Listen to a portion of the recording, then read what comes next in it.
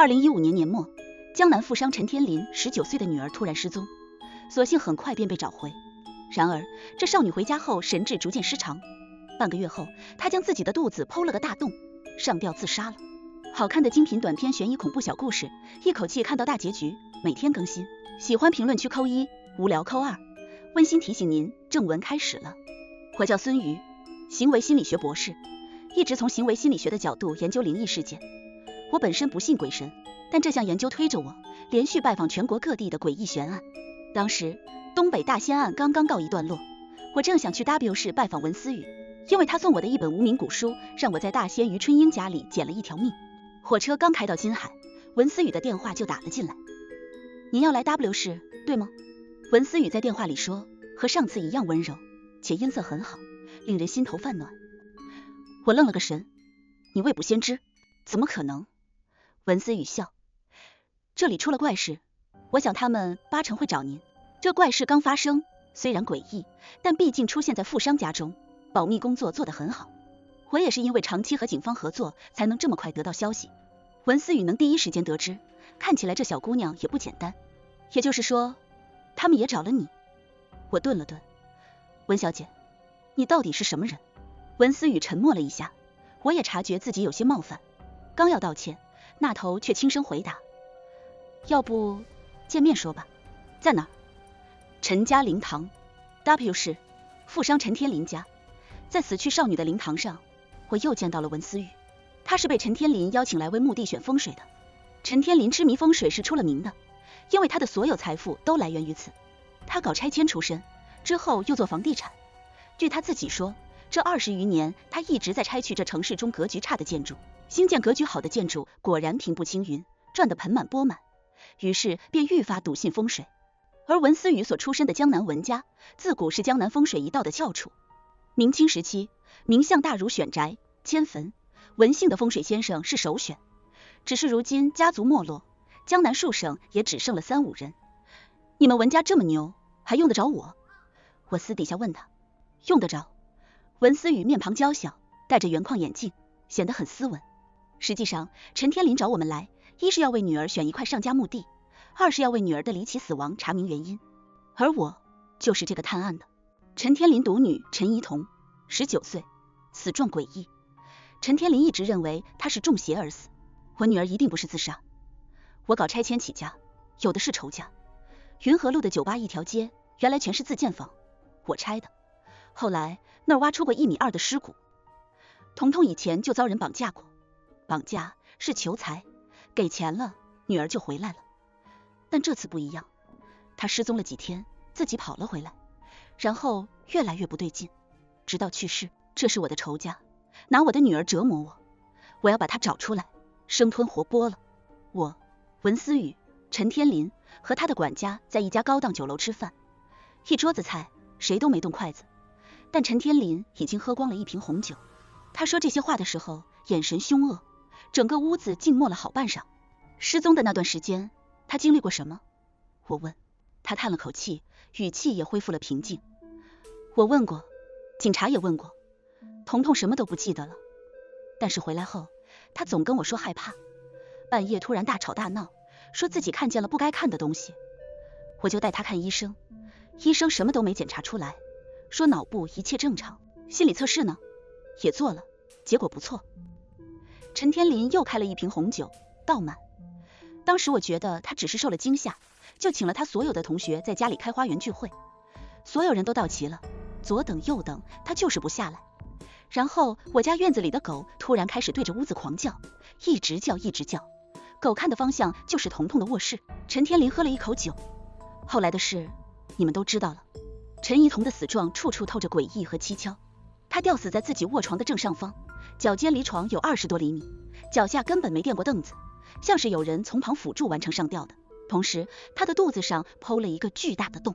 警方很快找到了划开肚子所用的凶器，但上面只有她自己的指纹。可是这样的死状，自杀是不成立的。如果她先剖腹，理论上失血过多会很快脱力，根本没法上吊。但先上吊更不可能，窒息几秒内她就会脑部缺氧，根本无法控制双手划破肚子。除此之外，现场还有一个疑点，这是当晚陈天林在醉酒之后说的。连查案的警察都不知道。我女儿死的时候，就是掉在那儿的时候，一直在笑。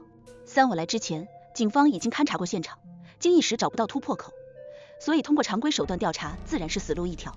我认可陈天林的想法，他说的中邪其实就是一种催眠术，只不过这催眠效力太强，竟然能让人在剖腹之痛中还可以继续被施术者操纵，着实匪夷所思。查案的期间，我一直住在陈天林家的别墅中。陈天林很有手段，每天好吃好喝招待我，可就是不让我出门，颇有不查出真相就一直软禁我的意思。有一次我想要偷偷溜出门，没走到院落大门就被陈天林的下属拦住，晓之以情动之以理的挽留，我总不能动手吧。好在1个星期之后，文思雨为陈家找到了目的，也开始和我一起查阅资料，并借由陈天林的势力收集了大量的古籍。我们确实查到了一些古代世界各地的催眠术的记载，但大多夸大其词，不足采信。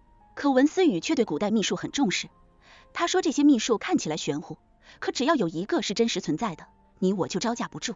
于是他逼着我背了许多秘术的破解方法，可秘术学了不少，陈一彤的死因却还是一筹莫展。又过了1个星期，陈天林仍然不许我出门。你说他这算不算软禁？我点了一根烟，问文思雨，您真的不相信鬼魂？文思雨仍然低头阅读着 IPAD， 却抛出了这么句话：我是看见过很多奇怪的事，自己也解释不了，但我不认为把这种没法解释的东西叫做鬼就是正确的，一定有什么更高级的、更科学的解释能阐释我们所遇见的所有灵异事件，只是我们现在还不知道。那我想拜托您一件事。文思雨低头，脸有点红。别叫您，太见外了，有事说，我一准办。好，拜托你，今晚住陈一彤的房间吧。行。我猛然坐直，指节长的烟灰掉在了裤裆上。按照文思雨的说法，他认为陈一彤的房间的所在是艮位，艮为山，主静，说白了就是不干不潮，空气采光比较平衡。看到我皱眉后，他笑着解释，这样的地方是一座孩子的卧室，同时也适合放长辈的灵位，如果有鬼也会愿意在这地方停留。反正您不相信有鬼，不如您住进去试试，万一能有什么发现呢？此时我有点想骂街，虽然我唯物，但直接住进死者卧室里，怎么说也太瘆人了。但文思雨漂亮，说话温柔，当着她的面我实在难以认怂，于是抽完半根烟后，我还是同意了。不就是住鬼屋吗？但有件小事总让我觉得别扭。我冒昧问一句，我之前听说鬼都是留在阴森森的地方啊。他笑着看我，老港片可以扫盲，但不能全信啊。我和管家说了请求，果然这事足够严重。陈天林直接跑来找到我，拐着弯问我有什么不满意，是不是要闹事。我解释说这是唯一的办法，我是要体验一下当时陈一彤的处境，绝不是不尊重死者。管家此时则以表演的姿态说了2句不痛不痒的气话，而陈天林明里也极度渴求真相。最终我成功住进了陈一彤的卧室。因为现场勘查结束，房间已经被清理过，墙上的血迹被铲掉后重新刷漆，染红的被褥换成了崭新的，款式却与原来一模一样。最后在我的要求下，陈天林甚至从政务室要到了那把陈一彤用来剖腹的剪刀，重新放在了抽屉内。无事的冬天，室内虽有些寒冷，但我不敢脱衣服，又裹上被子，很快便热得流汗，再加上紧张，根本睡不着。我不时看着手机的时间，9点、10点、11点，一直到了0点，传说中阴气最重的时候，什么事情都没发生。我将被子盖到了鼻尖，又等了半个多小时，屋内仍然毫无异常，才终于有点放心下来。因为先前太过紧张兴奋，想入眠还是不容易。我又开始想着明天如何和文思雨吹嘘，说我这一晚睡得香甜，甚至做了个春梦。想到这儿，我突然发觉连日来和文思雨一同生活起居，稍微一愣神就会想起这姑娘。可是我知道不能离她太近，我做的事太危险，难免会连累她。又瞎想了半晌，睡意来袭，我看了看手机，快凌晨3点，现在睡，明早9点起，还能装出一副神清气爽的样子。我这刚一闭眼睛，突然桌子上的一个抽屉猛然掉了出来，紧接着那把用来剖腹的剪子落在了地上。可此时屋内除我之外没有任何人，我浑身毛孔都被打开，一阵寒意袭来，睡意全消，却不敢起身，全身感官都调动起来，屏息等着什么发生。整个屋子安静了几秒，突然整个床一震，我嘴唇有点发麻，仍紧咬住牙齿没吭声。紧接着床上又是一震，这回我看清了，靠近我小腿的床沿在震动的一瞬间显现出了2个小脚形状的凹陷，而后又消失不见了。我心跳得快要蹦出来，此时整个屋子却又再次恢复平静。我蜷缩着脖子，停了好一会儿才敢吐出一口气。我心想，这屋子说什么也不能待了，案子谁爱查谁查吧。正当我准备起身逃出这屋子的时候，一抬眼突然看见了一双脚凌空飘荡着。陈一彤此时正吊在天花板上，整个人垂在我的正上方。他缓缓地转向我，肚子上的大洞不断滴着血，他的脸惨白，却带着妖异的笑容，眼里泛着月光，很亮，一直在盯着我。还有5个，他说，还有5个。啊！我猛然坐起身子，却发现阳光很是刺眼。此时已经是白天了，而整间屋子里围满了人。文思雨就坐在我床边，而陈天林则站在近旁。你还好吧？文思雨问。被他的声音一提醒，我这才想起自己还在死者的床上。我立刻翻身下床，可双腿一软，立刻跪倒在了地上，正跪在陈天林身前。孙先生，你这是干嘛？陈天林赶忙上前扶我。别碰我！我大吼，吼叫是唯一能让我不发抖的方式。马上去找，和你女儿同样遭遇的人还有5个。你说什么？陈天林惊讶道。从失踪人口记录里找，少女失踪之后被找回，回来之后精神失常。去找，找齐5个。我以为这件事情很难做，没想到陈天林在本市确实手眼通天，很快便找齐了另外5个遭遇相似的少女，并且他们的失踪时间竟然前后相差不到1个月。其他5个少女也都是19岁，都在短暂失踪之后出现了不同程度的精神问题。虽然人口失踪可以立案，但因为很快被寻回，所以警方并没有将这几起案子关联在一起。这段时间里，这几个少女都或多或少产生了自杀倾向，但因为他们在自杀的时候都有家人或者同学，所以没有酿成大祸。现在他们中有3人在坚持服用抗抑郁药物，另2个女生已经被送进了精神病院。我和文思雨挨个走访了这些幸存者，他们都已经完全忘了当时失踪的情形，而这些少女之前互不相识，并无什么相似之处。在陈天林的帮助下，我们从这几个少女身上铺开了更多的关系网，还是查到了他们在失踪之前都曾光顾过的一个地点。这是一家并不出名的小酒吧，名叫泥犁。趁夜，我和文思雨光顾了这家酒吧。这酒吧处在云河路酒吧街末尾的一处，分室内室外2部分，但冬天只开室内，晚上7点才营业。光顾的人很多，有1/3都是外国人。酒吧装潢入时，酒水丰富，没有 DJ 和浓重的烟味，算是对所有类型的顾客都很友好的一家店，看不出任何异常。我第一次见到文思雨摘了眼镜，化了淡妆，她穿了一条露肩的白色毛衣，露着修长的脖颈和圆润的双肩。我和文思雨点了2杯威士忌，面对面坐着。期间几个外国人过来要一起喝酒，都被文思雨微笑着摇头拒绝掉了。不自在，文思雨抿了一口酒，可能是看我有点尴尬，试图和我找点话题。有点？为什么？这怎么说也是间接案发现场，有点紧张。其实紧张一部分也是因为文思雨很好看，我不敢一直看她。正在此时，文思雨清了清嗓子。孙先生，其实我有点喜欢你。我愣住了，脑子中许多想法迅速闪过，却实在想不出我有什么可以吸引文思雨的。孙先生，能和我在一起吗？我听完呛了一口酒，突然觉得小腹有些胀，于是俯身和文思雨道了个歉，起身去了厕所。离开座位，这才觉得松了一口气。这酒吧虽然装潢不错，可是厕所却十分老旧，小便池上的按钮已经被锈住了，根本无法按压，且厕所地面也全是绿色的陈年水渍。好在洗手池还算好用，我在厕所里抽了根烟，又用水冲了几次脸，这才起身回到酒吧大厅。可是门一开，我就愣住了。这酒吧里空无一人，堆满了破损的桌椅，一片狼藉，天花板、墙壁、地砖都裂痕丛生，满布灰尘。客厅中间的吊灯发出幽幽的光，忽明忽暗，仿佛下一秒就会熄灭。这分明是处废弃了数年的地方。我使劲握拳，手上的纸虎立刻刺破了我的指尖，涌出几毫升的血液。这是我来消除催眠的方法，可是刺痛袭来，眼前的景色并未发生任何变化，所以现在的景象是真的。刚才那欢闹的酒吧才是幻觉。什么时候？我什么时候被催眠的？我逼着自己镇定下来，迅速思索，果然让我想了起来。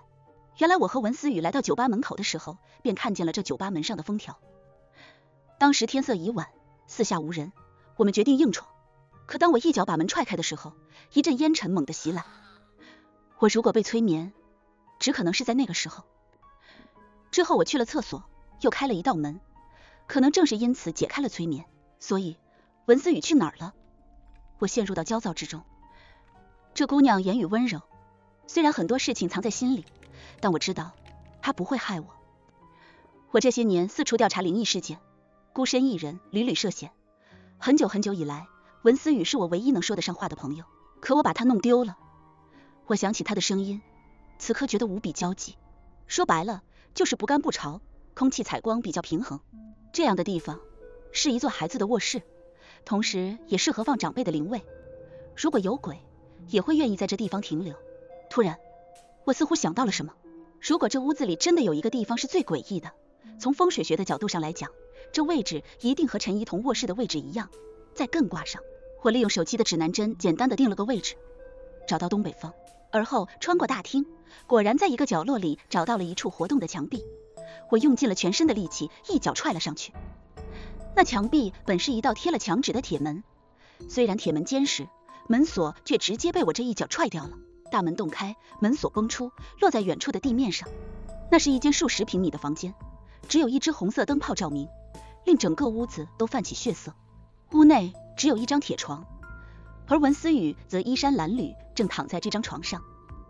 他的身边站着一个极魁梧的中年男人，赤裸着上身，身上被复杂的纹身覆盖。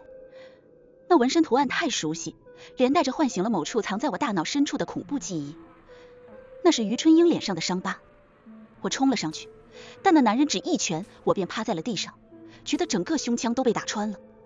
无法接近文思雨，我便无法将他从沉睡中唤醒。他躺在那里，全身不自主地起伏着，显然是陷入了某种梦魇。与此同时，我看见那男人嘴巴一直在轻微的开合，似乎在不间断地嘟囔着什么。咒术，我低声问。他看向我，露出一个略有些惊讶的表情。我在先前文思雨找到的古籍中看到过咒术的记载，这是一种用语言支配他人行动的秘术，一旦启动，被施术者就会失去全部抵抗能力。而咒术的目的则是在他人身上种下某种机制，咒术完成后，无论时隔多久，这人身上的机制都可以被施术者随时启动，成为施术者的傀儡。文思雨当时曾怀疑过陈怡彤是中了咒术，可那古籍里的文字描述太过夸张，我无论如何不肯相信。可眼前的情景与咒术的描述一模一样，他在下咒。我想起了陈怡彤死时的样子，如果眼前这男人就是凶手，那么他很可能是因为咒术启动，却不想被施咒者控制，这才自杀。我不能等着咒术完成，不然文思雨必定会和其他少女有同样的下场。虽然是靠语言发动，可这咒术并不是我大喊大叫、扰乱声音就可以打断的。咒术一旦启动，被施咒者就只能听见施术者的声音了。打断咒术，只能想方设法让他闭嘴。可我还没想出方法，文思雨突然惨叫了一声，她捂住自己的肚子，全身蜷缩了起来，表情极为痛苦。我极度焦急，逼着自己思索计策，却突然想起来陈怡彤肚子上的大洞，都已经要自杀了，为什么还要剖开自己的肚子？我脑子飞速地转着，又想起了当天晚上陈怡彤悬吊在我眼前时的样子。那少女诡异地笑着，居高临下，面目惨白，声音冰冷刺骨。还有5个，她说，还有5个。她一直看着我，停顿了好久，又说，还有5个，要救他们。我这才意识到，陈怡彤并不想伤害我，她有事求我。什么还有5个？我强忍着剧烈的颤抖，勉强问出这句话。她不再说话。还有5个受害者，是吗？我吞了一口吐沫，继续问。她笑，尖锐而疯狂，我整个心脏都要跳出来了。但我知道，这笑声虽然可怕，却是她的交流方式。她在认可我的猜测。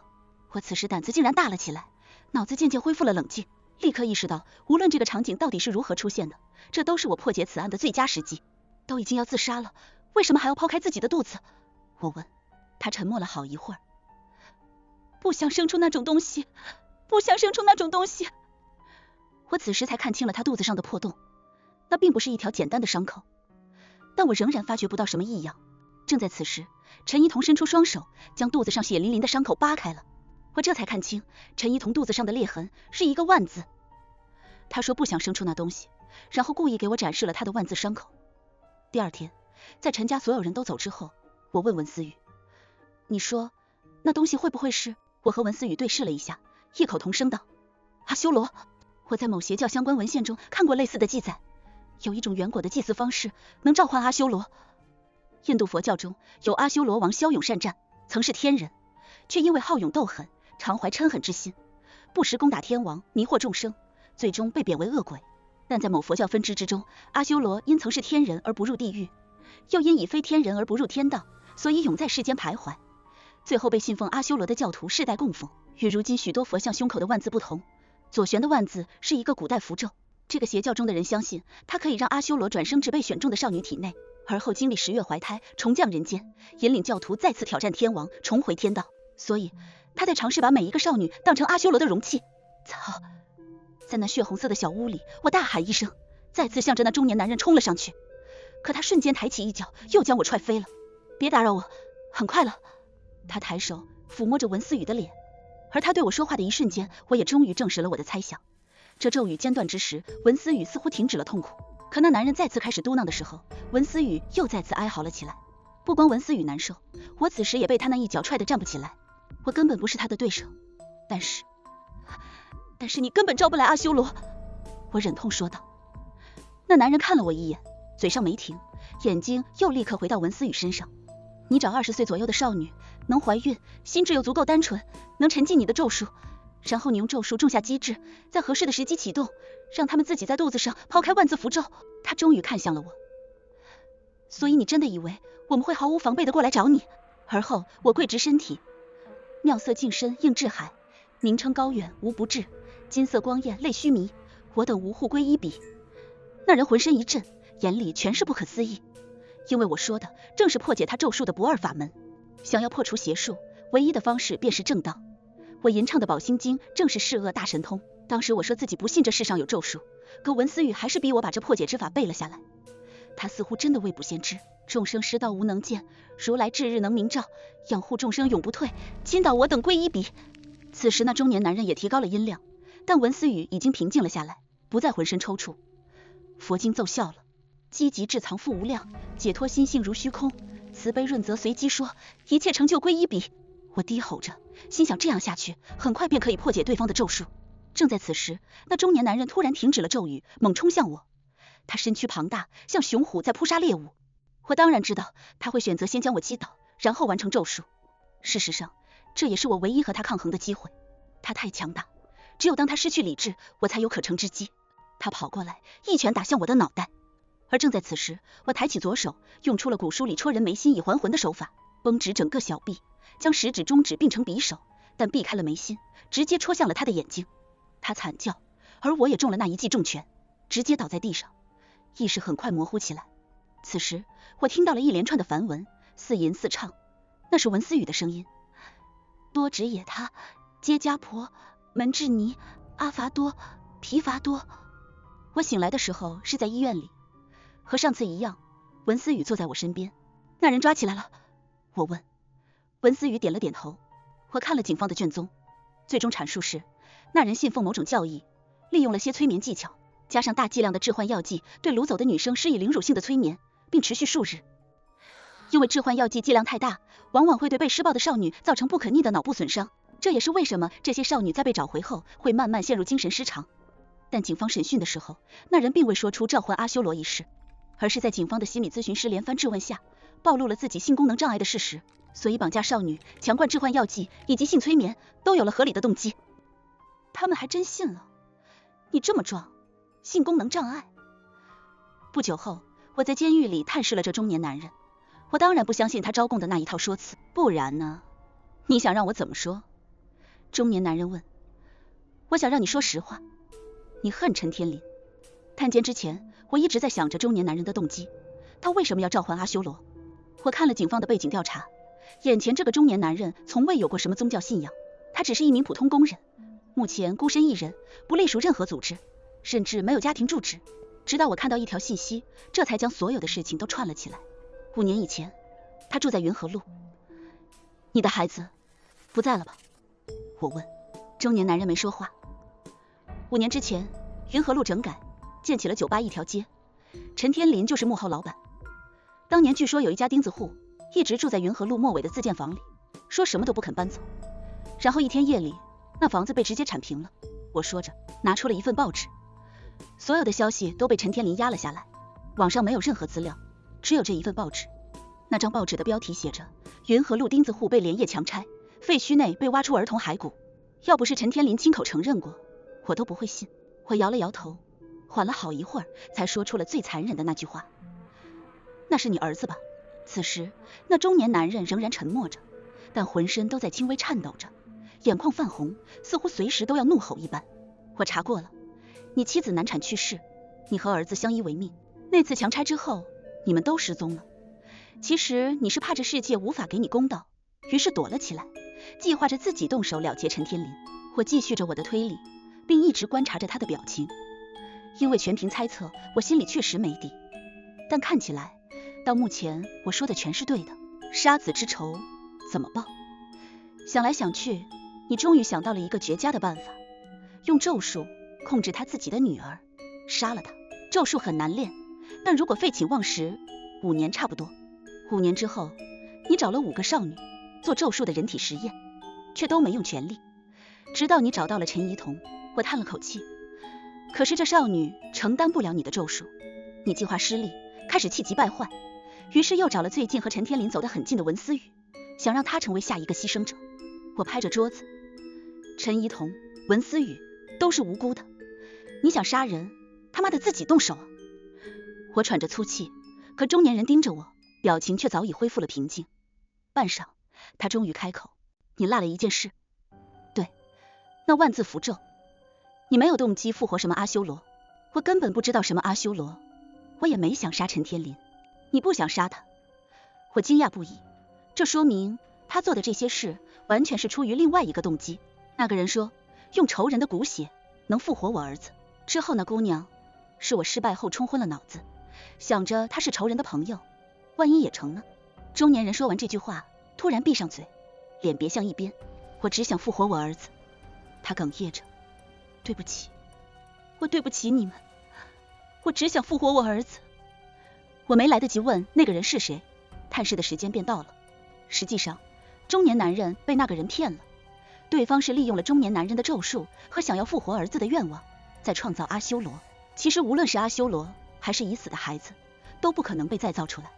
可是这些话，信奉邪教的人或是这个中年丧子的父亲怎么肯相信呢？那个人，我念叨着，被文思雨拍了一下脑袋，这才回到了现实里。文思雨已经做了各类检查，因为他刚刚遭遇伤害就被我救出，所以没有造成什么损伤。我看着文思雨，没有告诉他我在酒吧里产生的那些奇怪的幻觉，也没告诉他我在那场噩梦前夕最恐惧的时候想起了他。这场荒唐的灵异案件中，他大概是我唯一可以信任的了。文思雨拿着2张银行卡，说是陈天林给的报酬，每张都有7位数，但是拿了就要保证这段时间的事绝不可外传。你敢要啊？我早已将中年男人的事情告诉过他。我不想要，这不是怕你想要吗？他说着，将那2张卡片放在了陈家别墅门口的信箱里。而后我俩一起走出了院落大门。哎，你说他这宅子风水这么好，怎么还能出凶案呢？我问文思雨。所以信风水啊，信命啊，真的有用吗？文思雨知道我在调侃，笑了一下。他们信命，信风水，是因为他们知道那些财富里有太多巧合了，太多不合理了。他们获得了巨大的利益，自然畏惧意外，畏惧失去。对，很多人信一件事都不是因为信仰，而是因为利益。陈天林觉得这风水能给他钱，于是认为风水好。如果哪天风水让他赔钱了，你看他还信不信？风水是一种规律而已，不是用来信仰的，而是用来跟随的。我们文家用风水，但信的却是善恶有报，是人间正道。后记，又过了几日，我将那份小报寄给了警方。不久之后，陈天林与很多牵连者都进去了。据说当年那强拆的执行者一审判了死刑，而我刻意回避着那中年男人的所有消息，只是希望他能早日得到内心的解脱。至于那个人，我想我们早晚会碰面的。孙先生。文思雨轻唤了一声，将我从思绪里抽离了出来。以后带我一起探案吧。其实文思雨也有很多神秘之处，仔细一琢磨便会发觉，在那诡异的屋子内，我只是戳伤了那人的眼睛。我昏迷之后，文思雨仍需要以一己之力制服那力大无穷的中年汉子。而且我意识模糊之时，分明听见了文思雨的声音，他用的也是咒术。我和他对视，心里很清楚自己绝不能留一个如此神秘的女人在自己身边，但想着要拒绝，一到了嘴上就变了。我点头，但没笑。以后请多指教。